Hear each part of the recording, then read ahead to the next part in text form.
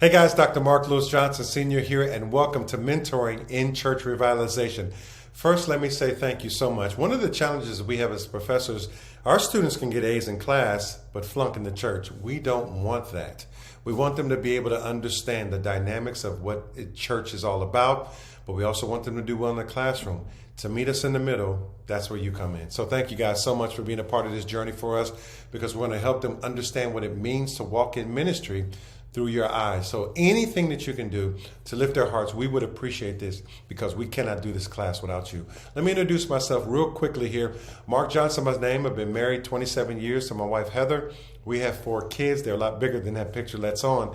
But I went to Washington and Jefferson College in Washington, Pennsylvania. Got an opportunity to do some amazing things there. First African-American commencement speaker.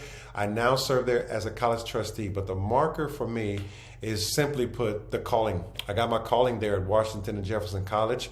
And it's amazing when you really think about when God calls you, what he does in the process. And I had a wonderful time as well. Listen, I did all my theological work at Princeton Theological Seminary, got my MDiv, my THM, and I was partnered with a 5,000 member church, Metropolitan Baptist Church, and it was there I got a chance to really experience what church is like from the inside. And so it was amazing watching how it all works, and my pastor was actually a vice president of AT&T Broadband Division, so he gave me the corporate world and the religious world, and I was able to bring those two together, and some amazing things happened along the way at that church. Now, I started senior pastor at the Liberty Hill Baptist Church in Cleveland, Ohio. It was there. I spent 10 years working there in ministry. While I was there, I was connecting with young people in the community, but they did not like the church. So we started Encourage Church. Went to North American Mission Board, and I told them, hey, I need a church outside of my church that we play basketball and we talk about the Lord. And they said, thumbs up. We started Encourage Church, and God did some amazing things along the way. Also served as the chaplain of the Cleveland Indians.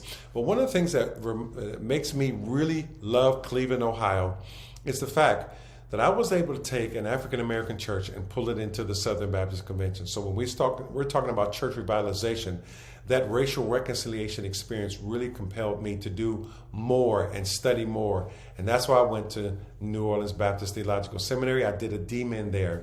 And that's where I focused on racial reconciliation in the Southern Baptist Convention, and really allowed our church to be the guinea pig, so to speak, of what that looked like. And that was an amazing time as well. Currently finishing PhD work, so I did 2 doctorates, but I'm working on some amazing things with the Miami Marlins, the Tulane basketball team, and of course as a professor here at NOBTS. So that's me in a nutshell. Love to catch up with you guys. If you want to have conversations about anything I've done and how I can support and help you, please don't hesitate to reach out. All right, let's dig in.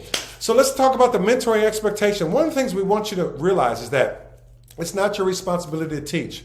You're just sharing ministry experience. And, and each week you have an opportunity to sit down with the student and really find out exactly what the topic of the day is, or create your own topic. Either way, you don't have to go study anything. That's our job. All you have to do is just share your experience by spending quality time, because we know that ministry is challenging, but give them the real deal of ministry. Let them know exactly that this is not a plaything. Ministry is not some experiment that you do. We need to make sure they understand how hard and challenging ministry is. So anytime they're talking with any kind of air or anything that the enemy can use to pull against them, we need you to step up. But we want you to be creative in how you do that. Those weekly moments are all on you. We want you to have a wonderful time with them and then give them an enjoyable experience along the way. That's all of our expectations, and that's what we're looking for. Let's talk about some duties. Number 1, your mentor agreement form. We want you mindful of that. The mentor training verification as well. Those weekly meetings will be yours. Students will fill out the forms and send them over to us, so they know what they're supposed to do. All you're supposed to do is sign off on those things, and we're looking forward to seeing how all of that comes together as well. Let me give you some information on the course. First, let me slide out the way here. Okay, so this course is a mentoring in church revitalization.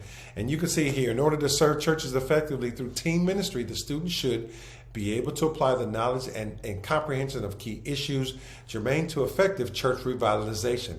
Also, value leadership skills necessary for effective church revitalization, and then be able to identify possible causes of plateau and decline of a local church in order to develop a strategy for revitalization of the selected local church. So that's what we're really laying out. We want to give them this idea of what it means to look at a church, to be able to tell, is the church plateauing? Is it declining? How do you see those things? What do you notice? And then what can you do to help it grow? That's what we want to do, and that's what we want you to be a part of this journey with us as well. So thank you all so much. Now, here's the layout for some of the work. The mentoring hours or the weekly reporting, that's a major part of their grade. So we really want you to spend time digging in with them and really focusing in on that. Of course, there'll be a biblical basis report. You can't have church revitalization without understanding the biblical basis for that. And so they're going to do a biblical basis report. They're going to analyze 2 books and really look to see what those books are and how they can really start to connect in as well. And then they're going to develop a church revitalization strategy. So that gives us the layout for understanding what it means to go through this course together with you. All right.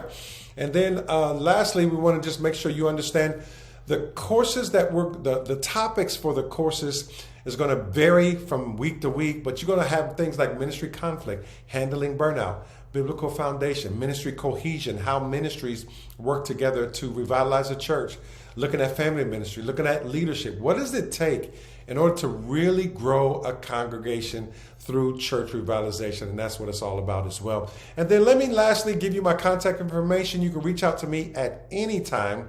That text number there is mine. It comes directly to me. I do not have an assistant who takes that number. That comes directly to me. So if you have any questions, comments, or concerns, do not hesitate to reach out because we want to support you along the way. So in the end of the day, thank you all so much for being a part of this journey with us. We're looking forward to what God has in store this entire year. If you have any questions and comments, don't hesitate to reach out. We're here to help you. Thank you so much, and we look forward to talking to you soon. But in the meantime, may God bless you and keep you in His perfect peace.